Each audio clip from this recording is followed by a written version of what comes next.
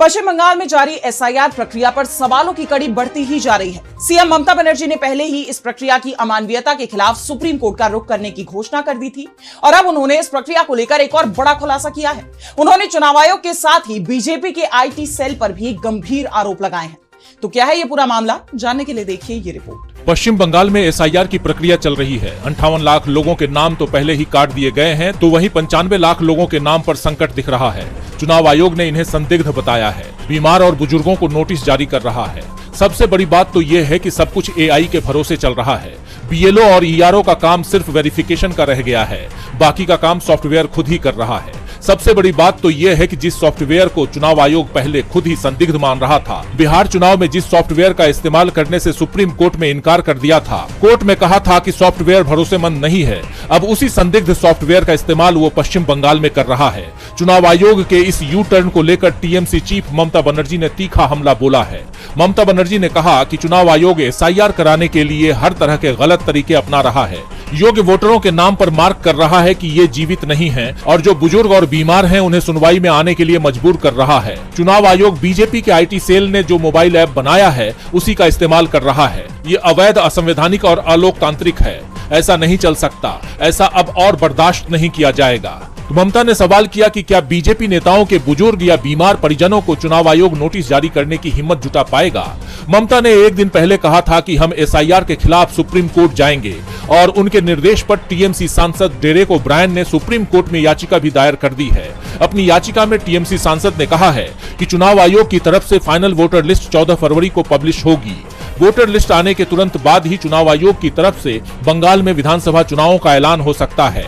ये अन्याय का आखिरी काम है, क्योंकि चुनाव के ऐलान के साथ वोटर लिस्ट भी फ्रीज हो जाएगी। फिर इसमें कोई नाम जोड़ा या हटाया नहीं जाएगा। जिन लोगों के नाम अन्यायपूर्ण तरीके से हटाए गए हैं वो वोट देने से वंचित रह जाएंगे।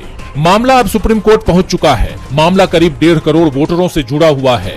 टीएमसी चीफ ममता बनर्जी पहले ही कह चुकी हैं कि वो वकील हैं। जरूरत पड़ेगी तो सुप्रीम कोर्ट में वो खुद दलील देने जा सकती हैं, कोर्ट से इसकी अनुमति मांग सकती हैं। ऐसे में एसआईआर की प्रक्रिया को लेकर अब सभी की निगाहें सुप्रीम कोर्ट पर टिकी हुई हैं, क्योंकि चुनाव आयोग से विपक्ष जो भी सवाल कर रहा है, मुख्य चुनाव आयुक्त उसके जवाब नहीं दे रहे हैं। एसआईआर प्रक्रिया हर जगह विवादों से घिरी हुई है, चाहे वो पश्चिम बंगाल हो या बिहार हो या फिर उत्तर प्रदेश। उत्तर प्रदेश में एसआईआर के बाद पहली ड्राफ्ट वोटर लिस्ट सामने आ गई है और जिस बात की आशंका जताई जा रही थी कि यूपी में भी कई लोगों के नाम कटने वाले हैं, वो आखिरकार सच साबित हुआ है, जिसे बीजेपी के लिए बड़ा झटका भी माना जा रहा है। तो ड्राफ्ट लिस्ट में किसका कटा नाम, क्या है ये पूरी खबर, देखिए इस रिपोर्ट में। उत्तर प्रदेश में चुनाव आयोग ने एसआईआर प्रक्रिया के पहले चरण को एक तरह से पूरा कर लिया है। ड्राफ्ट वोटर लिस्ट जारी कर दी गई है, जिसमें बड़े पैमाने पर लोगों के नाम कटे हैं। पहले से ही इसे लेकर प्रदेश की सियासत गरमाई हुई थी और अब जब ड्राफ्ट लिस्ट सामने आ गई है तो ये तय माना जा रहा है कि अब ये विवाद और तेज होगा। यूपी के मुख्य निर्वाचन अधिकारी नवदीप रिनवा ने मीडिया को ड्राफ्ट वोटर लिस्ट की पूरी जानकारी दी। उन्होंने बताया कि चुनाव आयोग ने सभी मान्यता प्राप्त राजनीतिक दलों को ड्राफ्ट लिस्ट की एक प्रिंटेड कॉपी और सॉफ्ट कॉपी भी दे दी है। उन्होंने बताया कि यूपी में 27 अक्टूबर 2025 से विशेष पुनरीक्षण शुरू हुआ। 26 दिसंबर तक गणना चरण चला। पहले 31 दिसंबर को ही ड्राफ्ट लिस्ट प्रकाशित करनी थी, लेकिन हमने केंद्रीय निर्वाचन आयोग से 6 जनवरी तक का समय मांगा और अब हम इसे प्रकाशित कर चुके हैं। इसके साथ ही उन्होंने मतदाता सूची के आंकड़ों पर भी जानकारी दी। नवदीप रिनवा ने बताया कि यूपी में पहले 15 करोड़ 44 लाख वोटर थे और अब ड्राफ्ट सूची में 12 करोड़ 55 लाख से ज्यादा वोटर शामिल हैं। यानी इस सूची में 2 करोड़ 89 लाख नाम कटे हैं। वहीं 18.7% से ज्यादा लोगों ने फॉर्म पर हस्ताक्षर नहीं किए, उनके फॉर्म वापस नहीं आए।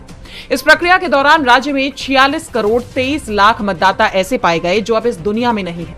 वहीं 2 करोड़ 17 लाख लोग स्थानांतरित हो चुके हैं, जबकि 25 करोड़ 47 लाख वोटरों के एक से ज्यादा जगह नाम थे।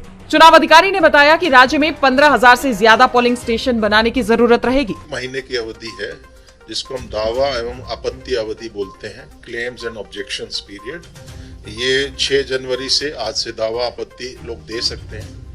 वो 6 फरवरी तक ये दावा आपत्ति का पीरियड रहेगा इस रिवीजन, इंटेंसिव रिवीजन में।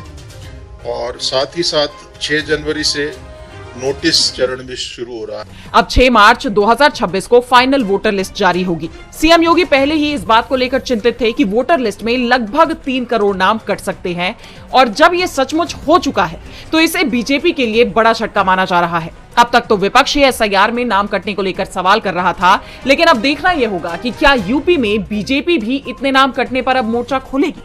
लेकिन ये तो तय है कि यूपी की सियासत में अभी बहुत कुछ होना बाकी है। ड्राफ्ट वोटर लिस्ट में बीजेपी को बड़ा झटका लगा है तो इंदौर में दूषित पानी मामले को लेकर भी पार्टी की मुश्किलें कम नहीं हो रही। गंदा पानी पीने से जान जाने की इस घटना पर हाईकोर्ट ने राज्य की बीजेपी सरकार को जमकर फटकार लगाई है। कोर्ट ने इस घटना को सीधे सिस्टम का फेलियर करार दिया और साथ ही मुख्य सचिव को भी तलब कर दिया। तो क्या कुछ हुआ कोर्ट में इस मामले की सुनवाई के दौरान, जानेंगे इस रिपोर्ट में। इंदौर के भागीरथपुरा में दूषित पानी पीने से कई जानों के मामले पर हाईकोर्ट में सुनवाई हुई। हाईकोर्ट ने सख्त रुख अपनाते हुए मध्य प्रदेश सरकार को कटघरे में खड़ा करने का काम किया। कोर्ट ने मामले की गंभीरता को देखते हुए मुख्य सचिव को 15 जनवरी को व्यक्तिगत रूप से वीडियो कॉन्फ्रेंसिंग के जरिए पेश होने का आदेश दे दिया है। जस्टिस विजय कुमार शुक्ला और जस्टिस आलोक अवस्थी की डिवीजन बेंच ने पीआईएल याचिकाओं पर सुनवाई करते हुए प्रशासन की स्टेटस रिपोर्ट पर कड़ी नाराजगी जताई। कोर्ट ने फटकार लगाते हुए पूछा कि जान गंवाने वालों के आंकड़ों में इतना विरोधाभास क्यों है। जहां सरकारी रिकॉर्ड में पहले केवल 4 का जिक्र था, वहीं याचिकाओं में ये संख्या कहीं ज्यादा बताई जा रही है। कोर्ट ने 2 टूक कहा कि जान गंवाने वालों के आंकड़ों को लेकर प्रशासन का ये रवैया चिंताजनक है। सुनवाई के दौरान अदालत ने एक बेहद तीखी टिप्पणी की। कोर्ट ने कहा कि इंदौर जैसे देश के सबसे स्वच्छ